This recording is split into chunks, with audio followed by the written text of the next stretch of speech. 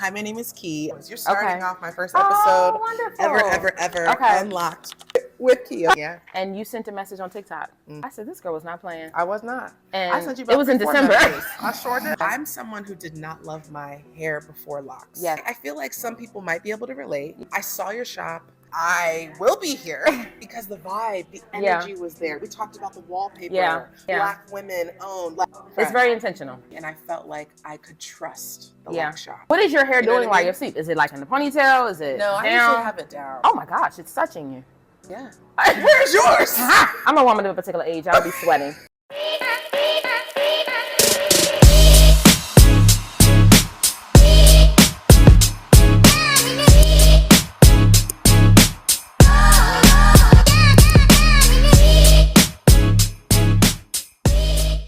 Hi guys, and welcome to Unlocked and Key. Today's guest is someone who really lives and breathes love and locks. She's the owner of the Loc Shop, a licensed cosmetologist and loctician for over 20 years. And someone who helps shape what healthy, intentional lock care looks like. Please welcome Freda, the heart and hands of the Loc Shop.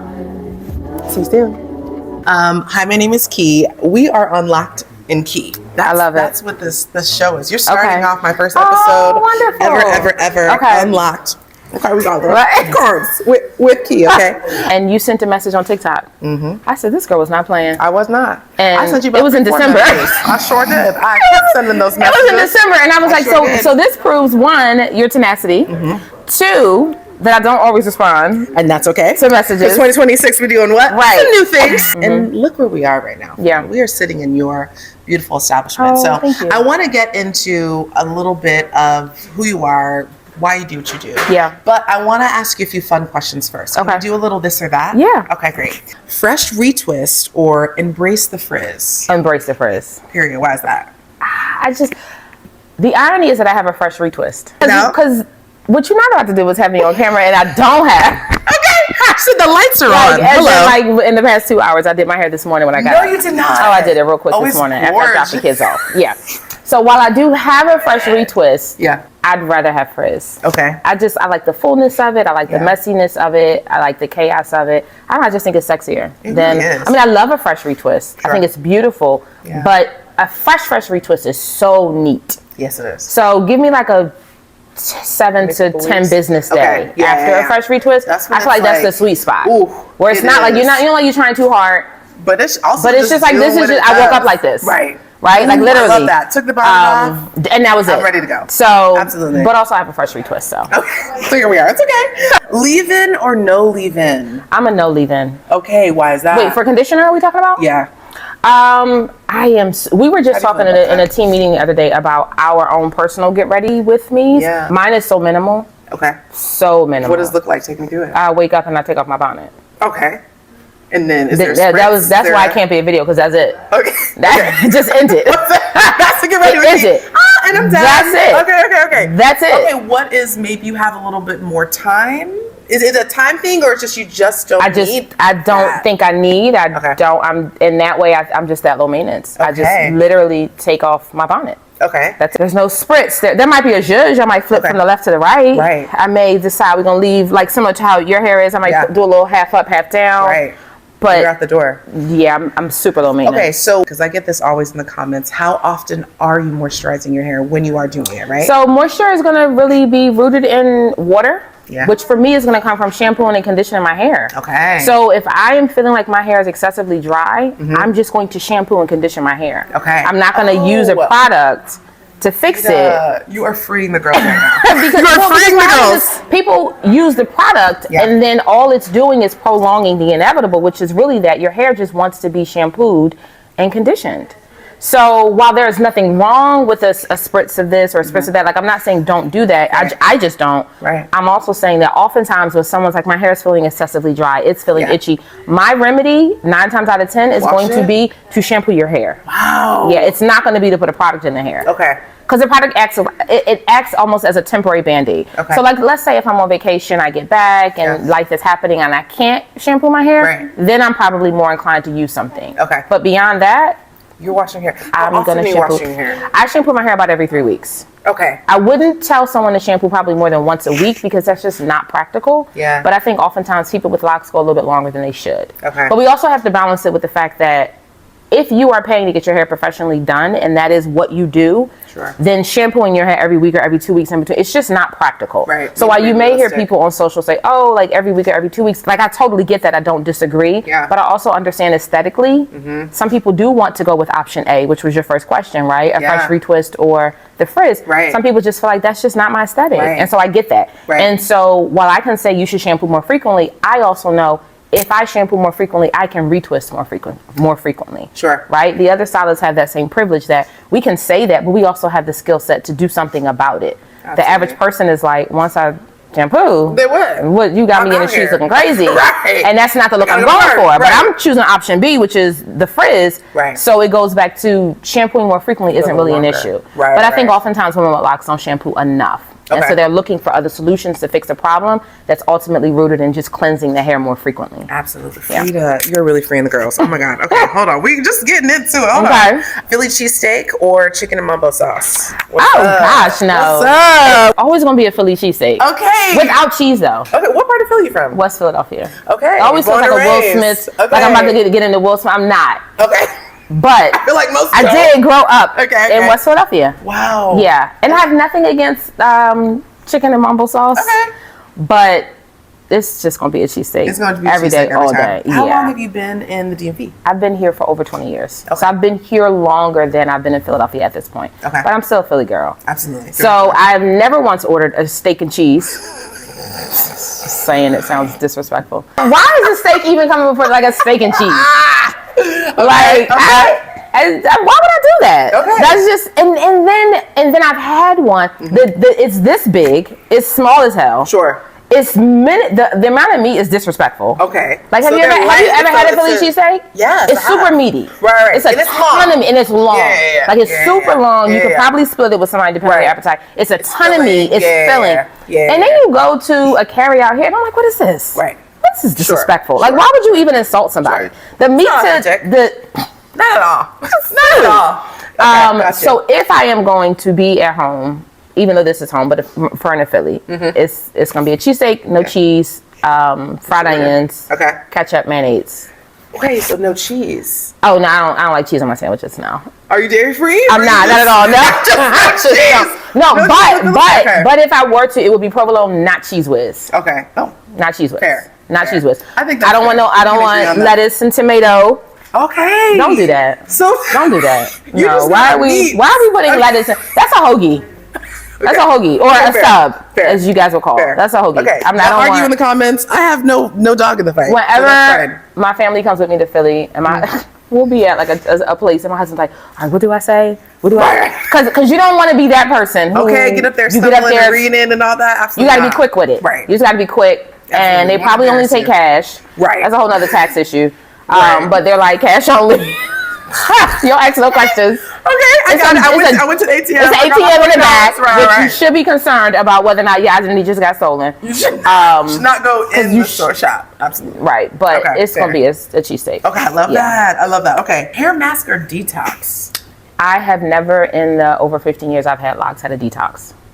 Okay. I've never. Nothing wrong with the detox, but I think that they can be overused. Okay.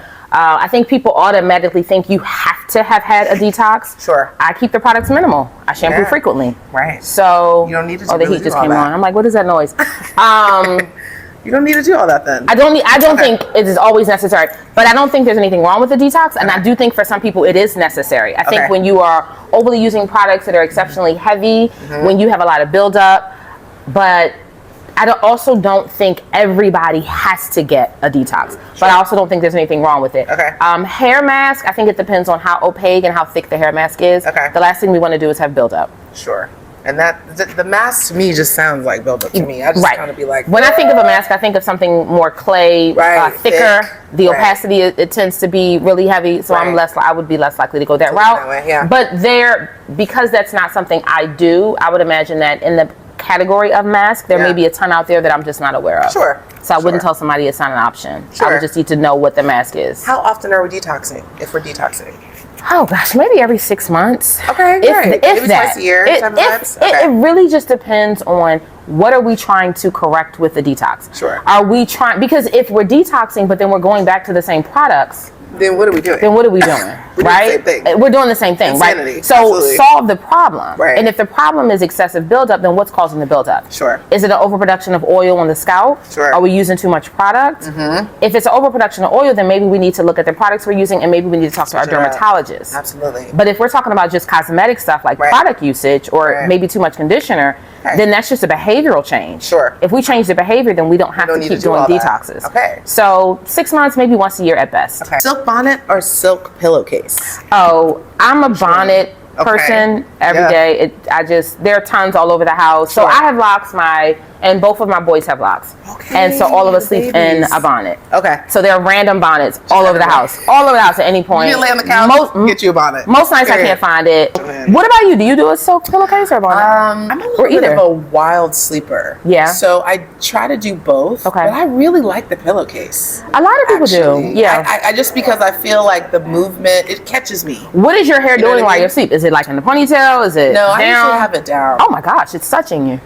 Yeah. Where's yours? Wait a minute. You doing pineapple to go to bed? So this, I forgot I had this on. Okay, so Fred, wait a minute. If I were going to bed, it would be. Oh no, I have a headache. I have a headache. Really? Like just watching me do it? Already, I got a headache. And it has to stay like this. But just a little something. It's like light. It's light, and you just suck on it. Okay. And I mean, and that was with my hand. Yeah. I wouldn't use this.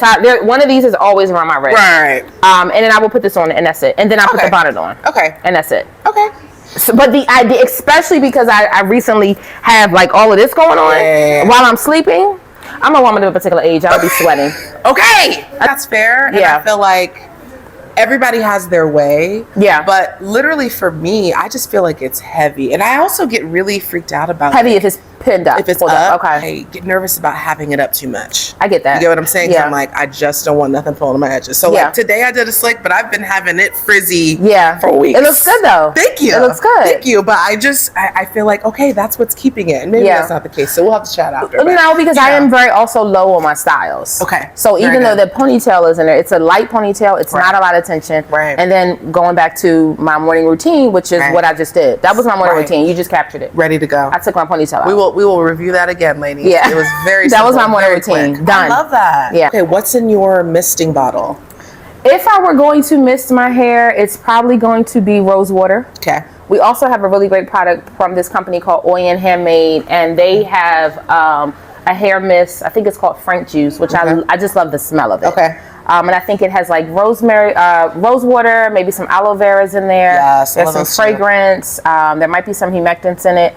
If I'm going to spray my hair with something, it's going to be something like that. Okay, just something very light and super simple. Yeah, very good. Yeah. Are you using any when you are like styling your hair? Are you using any gels? Are you using edge control? Are you? What do you like to use? My oldest son actually makes fun of me because one day I was doing my edges, or so I thought. He's in middle school. Okay, and so he's like, "Mommy, the girls at my school don't wear their edges like that. You're doing it all wrong." Okay, because it's a skill. And so it clearly. And so I said, "Well, son," I said, "Son, show me what I'm doing wrong." Right. So he took my edge brush, and when I tell you all of the hair that's twisted was out. I have a picture, but I'm not gonna show you. Bangs. And it was full bangs. It was a full bang. Girl, and then because that's not his ministry, he didn't do it well. Fair, but he was trying to show me what he sees at school. Right. There was so much hair on my forehead. That's it. And I was like, so that's giving pimples. Absolutely. For me.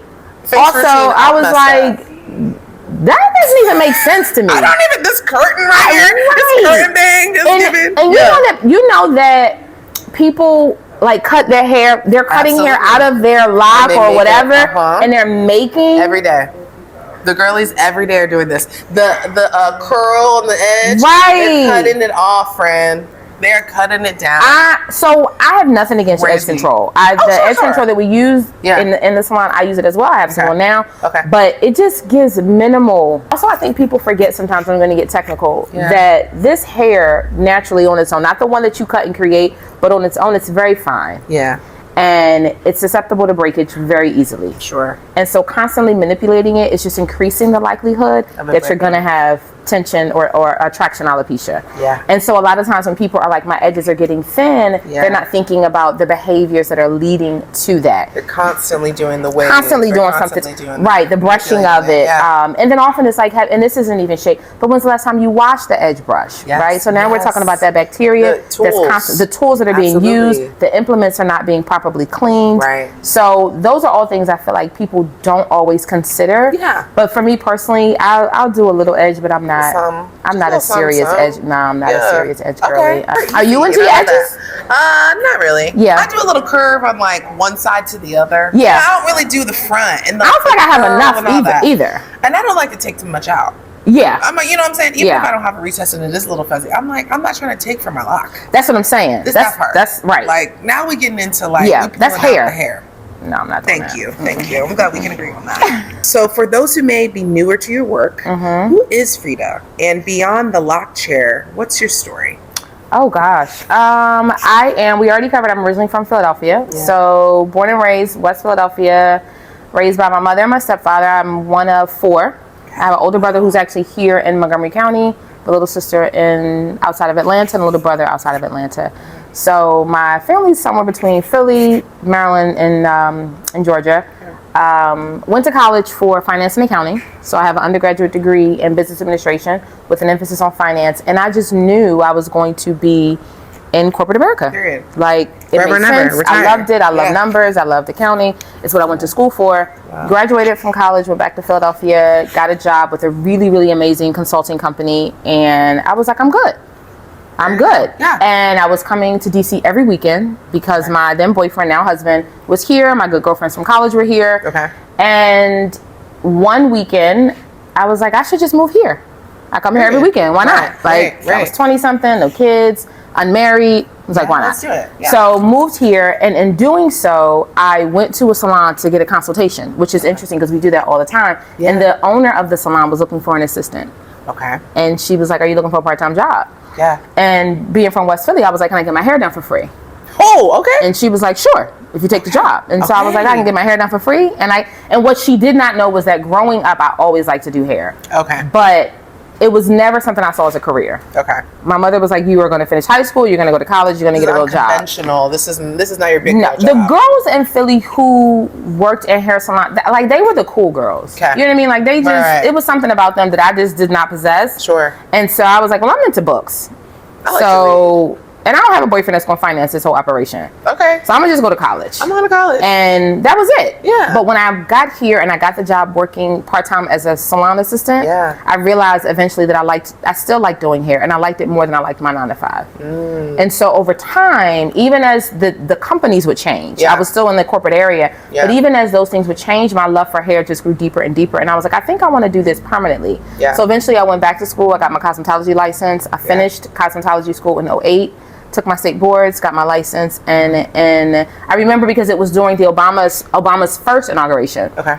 I realized that I was just like, I'm done. Yeah. Like, I'm done with corporate. I'm gonna do hair full time, and I've been doing hair full time ever since. So speak to the 9-to-5 girlies who want to step out into that dream of theirs, but they're a little nervous too. What do they need to kind of do? What did you do? Yeah, so I had no money. My credit was like 2. My credit score was trash. I'm serious. Like, I was so broke. Okay. Oh my God. Like, it's funny now when I look back because I've gone through like old bills. Yeah. And I remember I saw this one bill from like Verizon or somebody, and I think I owed them like $150. Yeah. But it was like a pink slip.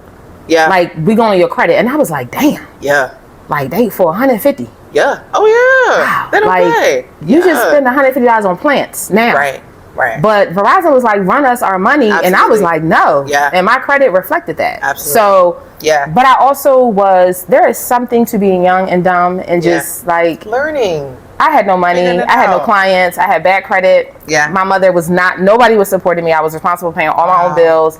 And I think it was the audacity of not having that stuff that was just like, what I got to lose? Right. Let me go I have nothing to lose. But what I'm gonna get back credit? Right.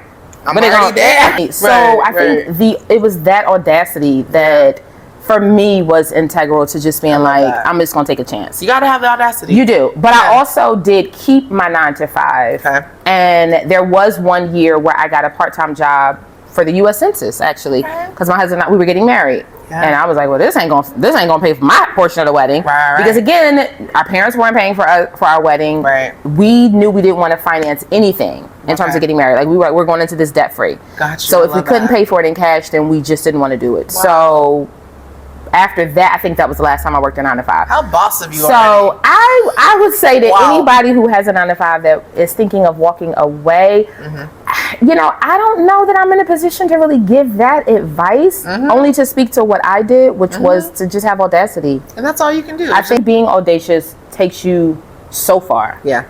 Like, you don't really need anybody else to believe in it. They don't have to, because it's not their dream. They're not supposed to believe in it. Right. But I believed in it. And I remember a friend of mine, she was like, so you just gonna quit your job? And I was like, well, and I think also I knew that I had a degree, and I knew that I had a track record of success in corporate America. Right. So I really could have just went back. Yeah. I still have those relationships. Yeah. But I also knew, having my last job as a 9 to 5 was in sales. I worked for a radio station. I sold radio advertising. Okay. So I already knew that I possessed the ability to sell. And that is a huge ability. Sales is clutch. Absolutely. If you can sell, like, I knew I had the gift of gab. I knew I could sell like ice water to Eskimos. So I really was like, and I was from West Philly. What do I want to do with it? Right. I'm for real. Like, I was like, I'm from West Philly. Like, I hustle. Right. Like, I've been hustling for so long. Yeah. So I was never, still never afraid to hustle. I love that. Like, never afraid to get dirty, never afraid to work. That's a big lesson, though. Even though you're saying, like, I just did what I did, but sometimes you got to go back to, like, but are you willing to hustle for it? Oh, man. Are you willing? I talk to my kids about that. Are you willing? Right. Some people aren't willing. Hustling is just like, and it's like, well, what is, like, just, I'm going to do it. Like, I don't care. You know what I mean? Like, it's gotta get done. It's got to get done. And even when I joke and I'm like, I'm not into the details, I'm into the dollars, though. I'm into working. Okay. I've had a job since I was 13. Yeah. I was bagging groceries at a grocery store. Yeah. They were not paying us. We were working for tips. Now, in hindsight, I feel like there had to be some, like, child labor laws. But that's how I did it. Started. My brother did it. Yeah. Entrepreneur kind of spirit, but, like, young. You don't even know. Right. I didn't even know that that's what I was doing. Yeah. I just knew I had to hustle. We were poor. Yeah. So I didn't know that then. Sure. But it was like, I gotta hustle. Like, this is, it's funny in hindsight, when I see the house I grew up in, the neighborhood, I'm like, damn. Like, that was rough. But look at where you are now. I was just talking a little bit about you growing up, but what was your relationship with your hair growing up?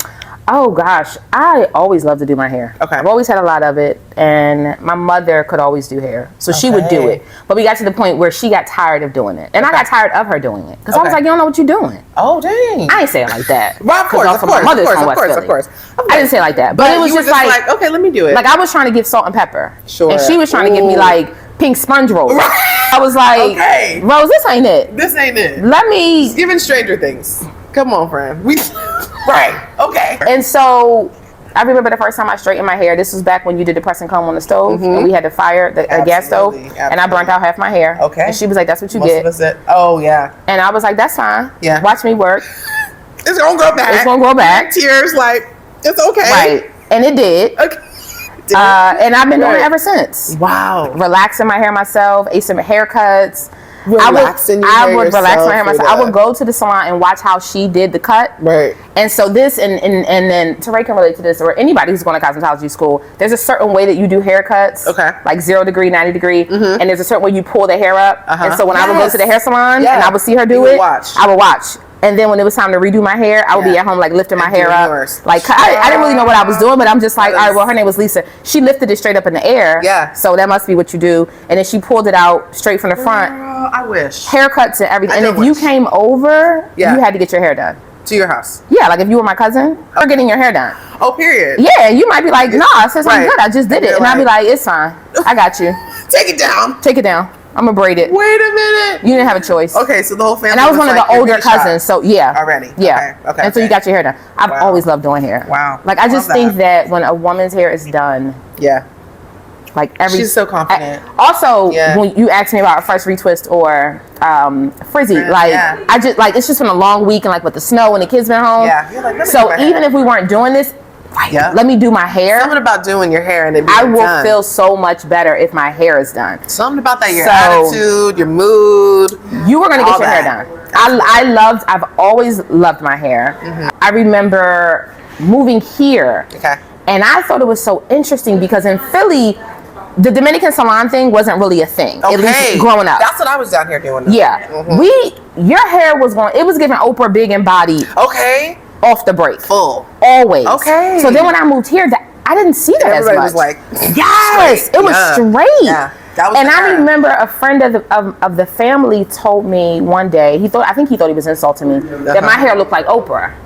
Oh, because and I was like, thank you. This is when I had a relaxer, and I was like, yes, thank you. And it was so full, and it was just big. Right. When I started my hair, a lot of it. Ooh, and he wasn't. And he's like, no, he was not complimenting me. Right. And I was like, well, you don't know. The joke's on you. You don't know. Joke's on you because this looks good. Right. I've always loved my hair. Yeah, I've always loved it. Yeah, but you didn't. I did not. Why not?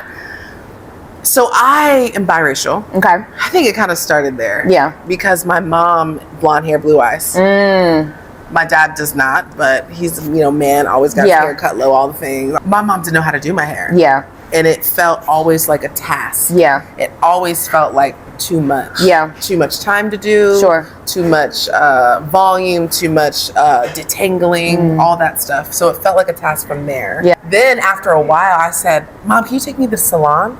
Okay. But where'd you grow up?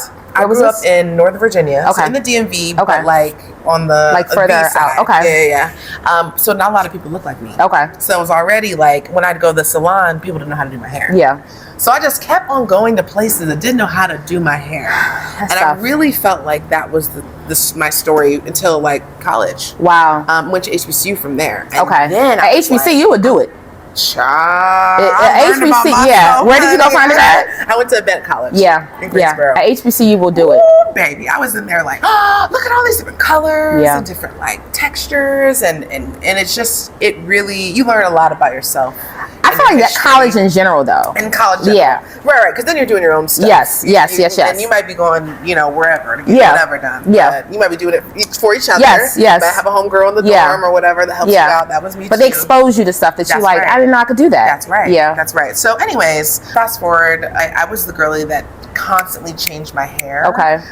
Because I wanted a new look all the time. Okay. And this was definitely in the Rihanna, Beyonce high time. Like, okay. They were red. They were blonde. They were, and you had to I wanted to be red and blonde. Okay. I wanted to be bobbing. Well, y'all seen the Bobbiana? Right, Bobby. I did that in 2016. Okay. So that was that. I was going with all that, but my hair was just it's a poor thing. It was really going through it because I was trying to do all that. Yeah, it's thick and beautiful. Thank you. Yeah. But I mean, I had to cut all that.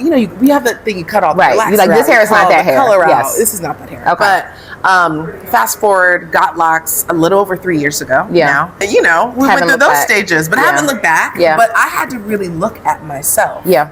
And I think that's what locks did for me. So I always say it didn't heal I call it kind of hair trauma, because I felt very traumatized for years of just like not loving it and, wishing I could jump in the pool and come out and my hair be like down my back. And it's like, I got to go put a comb brush to it because everybody else is curly and all that. Just those little moments that you remember that now I'm like, okay, whatever. I roll out of bed. If it's frizzy, if it's fluffy, like it's fine. I think people like it more too. It feels empowering when somebody looks at us. It does. And it's out and it's not, it doesn't always have to be laid. I often tell clients when sometimes they'll come in and I'm like, and I'm not just being flattering, I'm like, I know you're here for your appointment, but it looks good. Right. Like, when were you last here? Because it looks good now. Right. And sometimes I think people need that, to be reaffirmed in that way.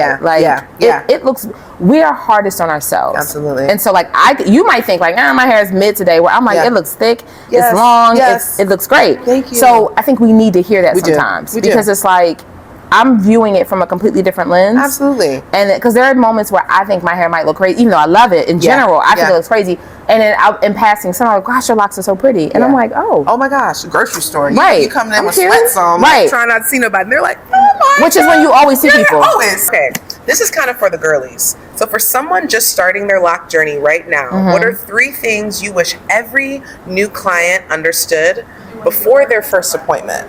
Maybe they need to settle in and be like, it's not going to be down to my booty maybe from day one, whatever it may be. I would say comparison. Yeah. Right? Because we already know comparison is the thief of joy. I would say not So a lot of times when clients have consults, they will send photos of someone who already has locks, right? And what we tell them is what you are looking at is not what we are looking at, right? So somebody sends you as an inspiration. Right. I am not looking at your length. Right. I'm looking at your density. I'm looking at how thick your hair is. Right. I'm looking at the size of your locks. Right. How many and all the right. things. And so I'm trying to get to what about this picture are you connecting with? Right. Because typically it's always a picture of someone who has on a full beat. Always. The outfit is T, like everybody's T. Right. And so that kind of sucks you into the aesthetic of it all.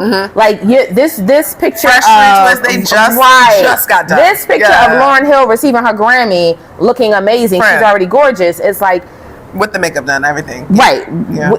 Are you walking out the house like that every day? Right. Otherwise, all I care about is what I'm seeing is you want your locks to be as thick as hers. Right. You want your locks to have this level of fullness. Right. I care more about that. So I would say number one would be comparison. Yeah. You have to, if you're going to bring inspiration photos or have inspiration photos, try to look for those where the person's hair and their density seems similar to yours, as best as you can from a photo. Yes. That would be the first thing. I think second thing would be having a consultation. Talk to people. Those are important, huh? Yeah. Consultations are key because it's not just about the skill, but it's also about like how do we flow, right? Like, do you work weekends? Right. I need to know those things. I need to know that because I'm only available weekends. Right. Do you work evenings? Because I work 12-hour shifts as a doctor and I can't see you on certain days. Do you do color? Do you not do color? Right. What are your philosophies? Do you use gel? Do you not? Those things are super important because oftentimes that person sort of becomes your roadmap to what this process is going to be. Absolutely. And so we'll get clients and I'll say, oh, the person who started my locks, they didn't really care about whether or not they were all the same size. Yeah. Or they started me with plaits, and in hindsight I realized maybe I shouldn't have started with plaits because now I'm having this texture issue and some are unraveling. Have you talked about it with someone? Right. What's your method for starting? Yeah. And I mean, some things you can't avoid. I think sometimes, like any relationships, you come to an end. Yeah. But there are some things where you can find out in advance. Right. So then if someone comes to us and they're like, well, the person I was seeing, they said I shouldn't shampoo for the first 6 months. Sure. I wanted you to have known that before you committed to them. Absolutely. Because now you're 6-9 months in, and you're like, I have all this buildup. But how do you know if that's right or wrong, too? That's a good question. How do you know? Because I literally I started my page on TikTok because I was searching TikTok for those University answers. for those answers. I was like, how am I supposed to know? Because sometimes they don't even tell you that. They'll just be like, I'll see you in whatever. Right, it's January. I see you in June. Right. Some of it, I think, honestly, I don't want to say common sense because it feels a little bit belittling. Sure. But I do think that if someone is telling you not to shampoo your hair for 6 months, something's got to be going off up here to be like, because a lot of times then when clients come in, they'll say, I thought something was off. Sure. You know, your spidey senses are telling you. Yeah. You know, it's almost like black women go to the doctor. And it's a new doctor. We don't really know them. Okay. And maybe they don't look like us. Yeah. And they're telling us some wild stuff, or they're not really asking us a lot of questions. Sure. They're not giving us a lot of options. Yeah. They're just saying, "Oh, we'll just do this, do that. Yeah. I'll, see you when I see you." Like, I think you know a good loctician when they ask you questions, and maybe that's what it is. Specifics of it, right? Like get to know me. Yes. If you're going in for the consult and they're like, or maybe there is no consult. Sure. There's a lot of people who have never had the consult. That in and of itself, I think, should be maybe a red flag, right? Sure. That they don't even do them. Right. And then when you have the consult, that like this, right? Like it's a conversation. Talk to me about your hair. What are your goals? What are you looking for? But if they're like, just come on in and we'll get you started, and there is no roadmap, because even if you don't know what's right or wrong, you can. I can say, maybe I've never purchased a car before. Yeah. But when I go in and he instantly starts saying stuff, it's like, I don't know, you're talking a little fast. Right. And you're a little pushy. You're rushing me. Something about this feels off. I think a lot of times that internal instinct is there and we just ignore it. Right. Well, it felt weird, but she did say, and maybe you see somebody out and about and you say like, well, where do you get your hair done? And maybe you see somebody whose locks are long and thriving. And so I say, well, I heard somebody say I shouldn't shampoo for 6 months. Yeah. And then you can say, don't believe that. Yeah. Somebody told me that a year ago when I first started. And no, that actually isn't true. Yeah. So I think it's having the consultation, but also trusting your instinct and asking questions. You asked for 3 things. I would say, don't compare, getting the consultation. And the third thing I would say is, locks are not a face tattoo. What do I mean by that? People make it so permanent. Yeah. I don't think that my locks are any more permanent than a relaxer or any other hairstyle. Yes. If you decide you no longer want to, like, I feel like people go into other hairstyles with so much less intensity. Yeah. Right? Yeah. It can, for some people, just be a hairstyle for a few years or 5 years or 10 years or 3 and years. That's okay. Right. And I think people forget that. It's not a face tattoo, right? Like if you decide that no longer is serving you, then it no longer serves you. And I think it's no different than another hairstyle in that way. Yeah. And that does kind of touch on the, like, whether it's a hairstyle or a lifestyle, but I also think that's a personal choice, and you're not going to know it until you get it. Like sometimes in Facebook groups I'll see people and they're like, you know, there's a spiritual connection, and they speak so highly and their crown chakra, and I don't disagree necessarily with any of that, but what I do disagree with is that it is not that for everyone. And I'm not going to place on other people's journey. If you are like, I need to read your chakras before you twist my hair, or I need to feel your energy, I respect that. In the same way that somebody says, I'm just looking for a new hairstylist. Period. I'm just trying to get my hair done. Right. I'm not here to judge either. But if they pull up on you, the good thing about you is you're going to give them all this. I'm going to give you who I am. Right. You're going to give them that vibe. We are going to give you who we authentically are. But I am not going to assign the journey to your locks. That's it. So if you decide you want to lock your hair, then you decide you want to lock your hair. But I'm not going to make it into more than you want it to be. Right. It is whatever you want it to be. And I think people forget that sometimes. Like, I'm just not ready to commit. The grip is too tight. Just release it a little bit, Let it go. It don't have to be that. It doesn't have to be that serious. I feel like this whole conversation is also releasing me from, like, when you said, I wake up and my hair's done. Yeah, it is done. What? You know, a lot of us feel like we need a style so we can go to work. Because that's the thing, too. A lot of corporate spaces, you know, whatever it may be, they want you to lay it down. They think, you know, it's laid to the side. Then it's done. Right. Or appropriate. Yeah. So, quickly, what do you think about that? Just I think that in 2026, the person interviewing you very well may have locks. Oof. I think we forget that. Yes. I think that oftentimes we are our own worst critic. Yeah. And we still have folks come in and they'll say, like, well, no, you don't understand. You say, because I am the head ABC of the 1, 2, 3. But you do understand.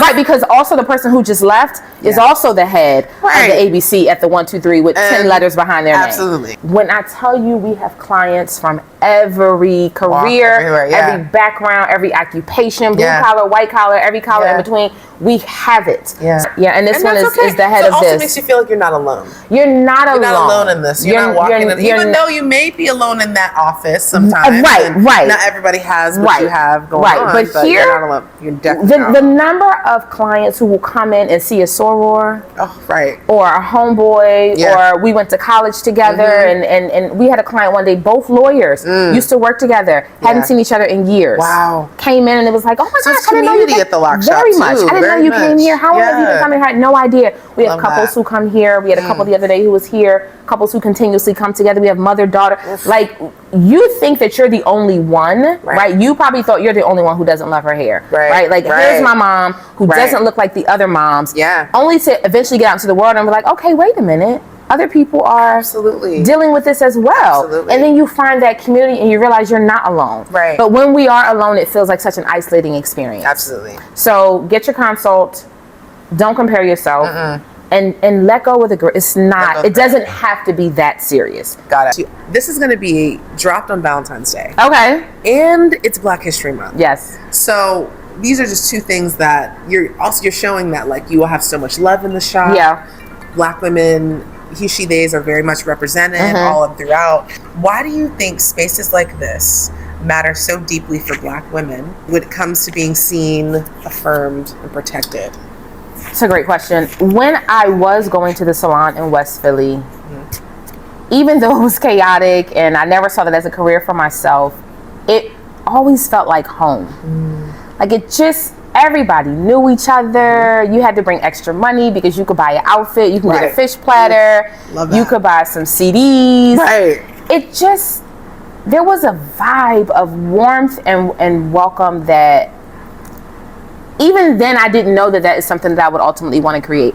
I want every person who walks in, every human being who walks in, to feel we are intentional when we make sure when you walk in, someone speaks to you. Do you know how affirming that is? Like, to walk into a space and be spoken to, and then especially if they call you by your name.